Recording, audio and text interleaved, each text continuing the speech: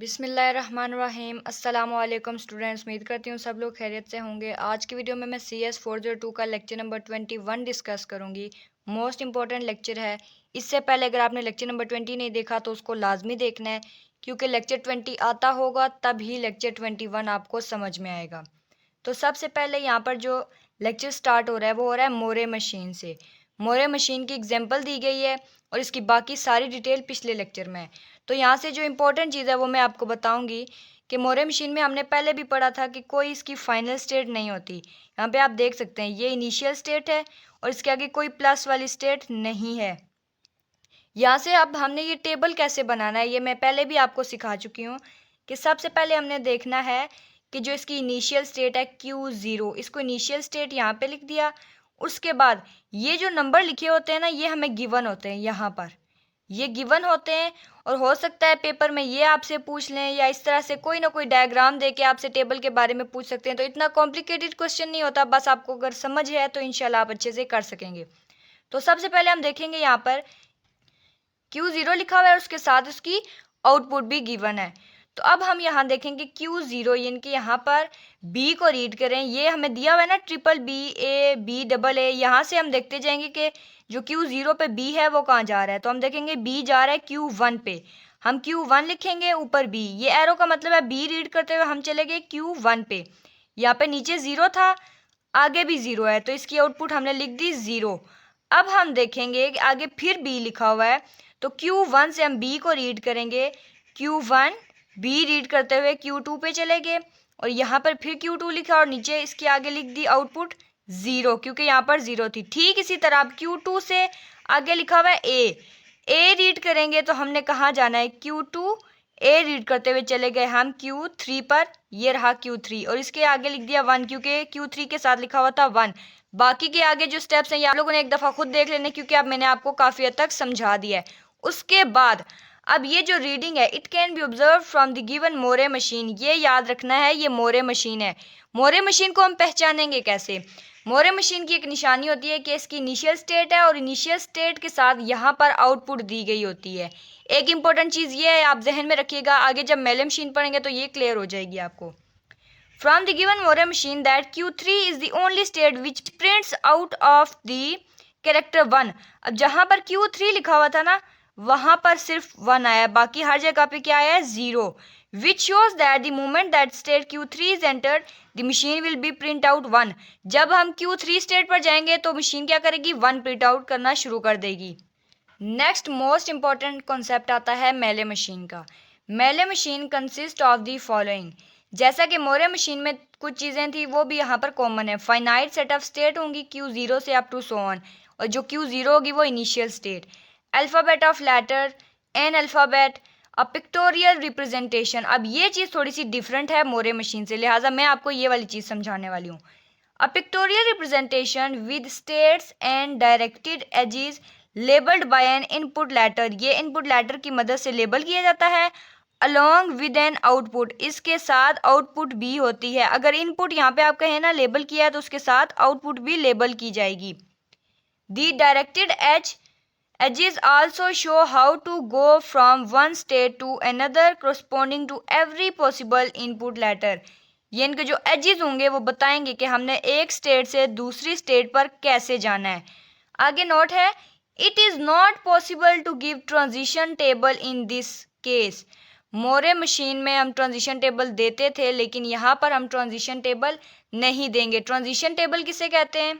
ये जो इस तरह का टेबल होता है ना, इसे कहते हैं ट्रांजिशन टेबल। और ये हम मोरे मशीन में तो बनाते हैं लेकिन मेले मशीन में नहीं बनाते हैं, और ये इसका दूसरा आप कह सकते हैं डिफरेंस हो गया मोरे मशीन से। नेक्स्ट आता है एक नोट जो कि पिछले मोरे मशीन के नोट से मिलता जुलता है, लेकिन अब यहाँ पे क्या करें, it is to be noted that since similar to Moore machine in Mealy machine no state is designated to be a final state. Moore machine की तरह मेले मशीन के अंदर भी कोई प्लस वाली या फाइनल स्टेट नहीं होती। So there is no question of accepting any language, लिहाजा हम यहाँ पे ये नहीं कहेंगे कि लैंग्वेज एक्सेप्ट कर रहा है या नहीं कर रहा है।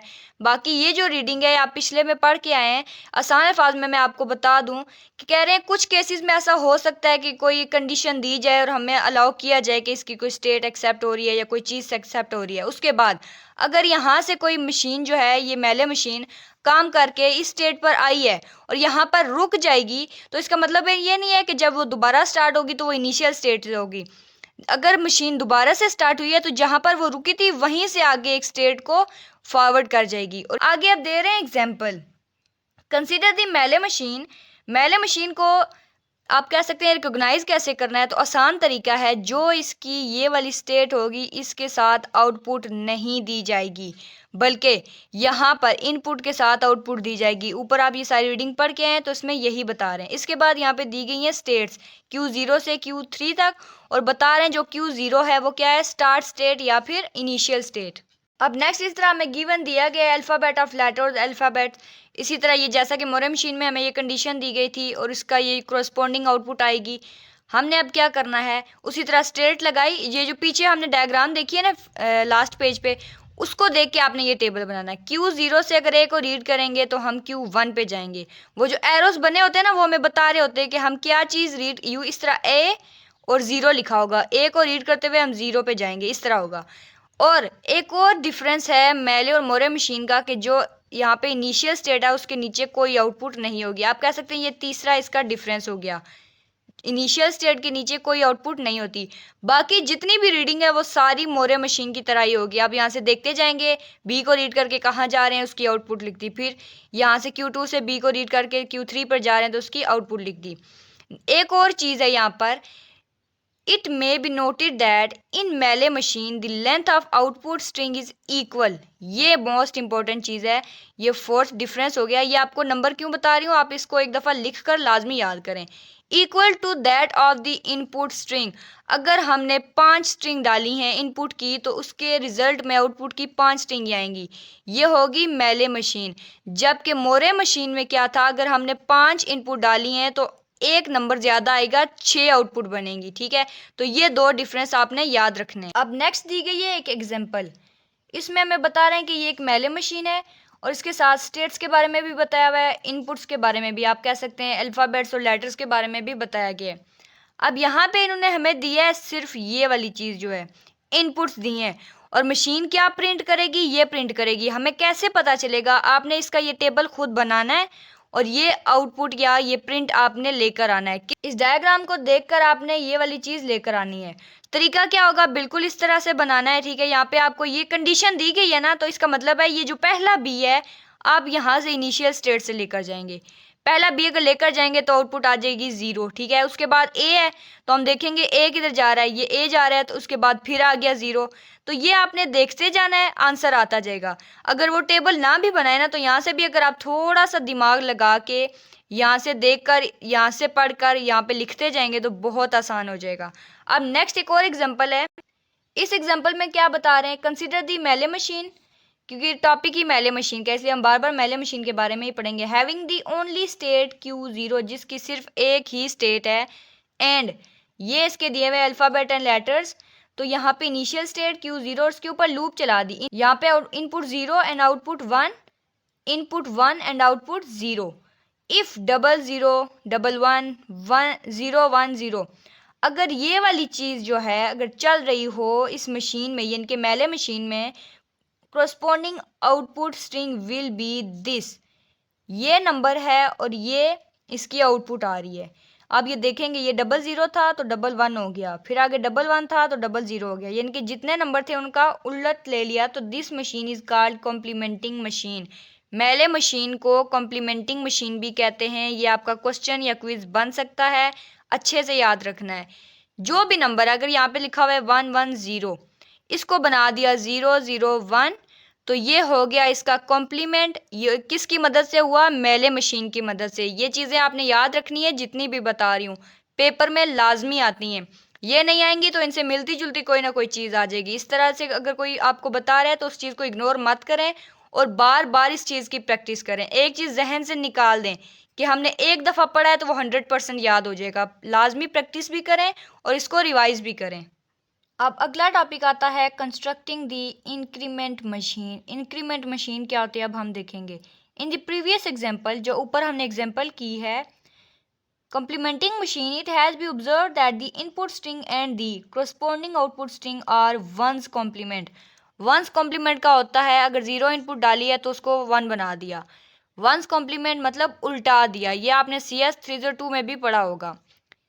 There is a question whether the Mealy machine can be constructed so that the output string is increased in magnitude by 1 then the corresponding input string। अब कह रहे हैं क्वेश्चन ये उठता है कि क्या मेले मशीन जो है वो इस तरह से बनाई जा सकती है कि वो आउटपुट स्ट्रिंग को बढ़ा दे, इंक्रीज कर दे। किस मैग्नीट्यूड से? मैग्नीट्यूड 1 यानी कि एक नंबर उसका ज़्यादा कर दे। तो इसका आंसर है यस, मेले मशीन अपना मैग्नीट्यूड एक नंबर से बढ़ा सकती है। कैसे बनाएगी? This machine is called the incrementing machine. अगर हम उसमें इंक्रीमेंटिंग मशीन को यूज करेंगे तो वो अपना एक नंबर का मैग्नीट्यूड बढ़ा सकती है। Following is how to construct the increment machine. अब हमें बताएंगे कि जो इंक्रीमेंट मशीन होती है वो बनाई कैसे जाती है। Before the increment machine is constructed consider how 1 is added to a binary number. अगर कोई बाइनरी नंबर दिया हुआ है तो उसके अंदर जो 1 है कैसे प्लस किया जाएगा। Since if 2 numbers are added, अगर 2 नंबर एडिड किए जा रहे हैं, the addition is performed from right to left. Binary number में जो एडिशन होती है वो राइट से लेफ्ट की तरफ होती है, ये आपने याद रखना है। नॉर्मली हम यहाँ से प्लस या माइनस करना शुरू करते हैं, लेकिन बाइनरी में क्या होगा, यहाँ से करेंगे। ये 100 आ गया, फिर अब ये देखें, ये 1 लिख दिया, अब ये 0 लिख दिया। अब यहाँ पर ये जो 1 1 है ना, ये प्लस होंगे और उसके बाद ये सारे नंबर देखें आप चेंज हो गए। लास्ट पे 0 था, यहाँ पे 1 आ गया। इसमें यही चीज़ बता रहे हैं। उसके बाद ये कुछ चीज़ें मैंने हाईलाइट की हैं, ये आप रीड करिएगा। आप कह सकते हैं कि इंक्रीमेंटिंग मशीन के बारे में कुछ बताया है, तो बहुत आसान है। आप इसकी एक दफ़ा रीडिंग करेंगे तो ये आपको इंशाल्लाह क्लियर हो जाएगा। अब यहाँ से जो इंपॉर्टेंट चीज़ है वो मैं आपको करवाऊंगी। It may be observe that in the increment machine if 0 is read at initial state, अगर इनिशियल स्टेट से 0 को रीड किया जाए, दैट 0 इज़ कन्वर्टेड टू 1, जो कि 1 में कन्वर्ट हो रहा होगा, and a no change state Q1 no carry state, यानी कि यहाँ पर कोई फ़र्क नहीं पड़ेगा। आसान अल्फाज में इतना याद रख लें। Is entered whether all zeros and ones remain unchange.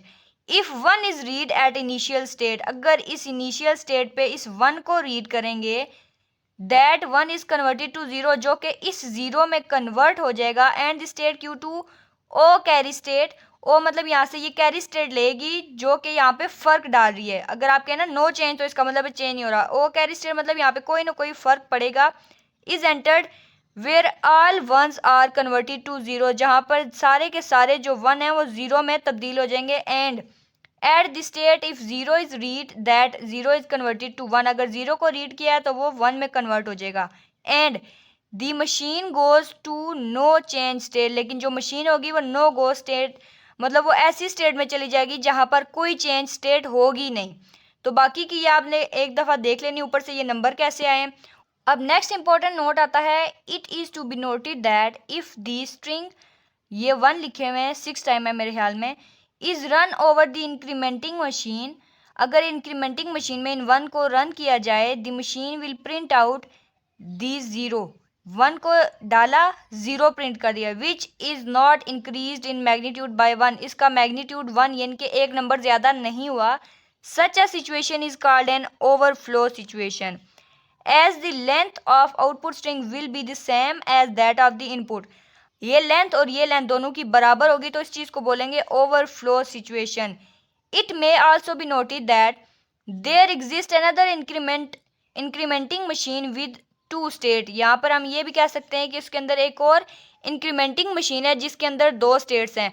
और लास्ट में मैं आपको ये जो मोरे और मेले मशीन का डिफरेंस है वो थोड़ा सा रिवाइज करवा दूँ, ताकि अगर आप नेक्स्ट टॉपिक्स पे जाएं तो ये थोड़ी सी चीज़ आपके दिमाग में हो। मोरे मशीन के आप कह सकते हैं 5 पॉइंट लिखे हुए थे इस बुक के मुताबिक, और मेले मशीन के 4 पॉइंट। पहली जो 3 चीज़ें ना वो एक जैसी हैं, जिसमें फाइनाइट स्टेट होंगी, लेटर्स की इनपुट होगी और अल्फ़ाबेट आउटपुट होगी। ठीक है, अब यहाँ पर आता है ट्रांजिशन टेबल। यह आपने पहले भी सीखा हुआ है, पहले लेक्चर्स में भी सीखा हुआ है, और जो 20 लेक्चर है वहाँ पर भी मैंने आपको बताया था। और इसके बाद आउटपुट टेबल होगा, लेकिन मेले मशीन में होगी पिक्टोरियल रिप्रेजेंटेशन, ये आपने याद रखना है। इसके बाद कुछ डिफरेंस हैं, जैसा कि इनिशियल स्टेट का डिफरेंस हो गया, इसमें जो है आउटपुट होती है लेकिन इसमें नहीं होती।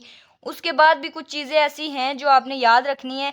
यहाँ पर जो लेंथ होती है वो एक नंबर ज़्यादा होता है, लेकिन यहाँ पर जो लेंथ होती है वो इक्वल होती है, और इसमें हम यूज़ करते हैं इंक्रीमेंटिंग मशीन। ये आपने याद रखना है। लास्ट इंपॉर्टेंट चीज़ है, both Moore and Mealy machine don't have state designated to be a final state. इसके अंदर कोई भी फाइनल स्टेट नहीं होती। तो उम्मीद करती हूँ जो मैंने आज आपको लेक्चर में समझाया है वो बहुत अच्छे से समझाने की कोशिश की है, आपको समझ भी आया होगा। तो लेक्चर थोड़ा सा लेंथी हो गया है, लेकिन ये लेक्चर जो है आपकी बेस बना रहा है और बहुत ज़्यादा हेल्प करेगा आपको एग्जाम में। तो मिलते हैं नेक्स्ट लेक्चर में। रखिएगा अपना बहुत सारा ख्याल। अल्लाह हाफिज़।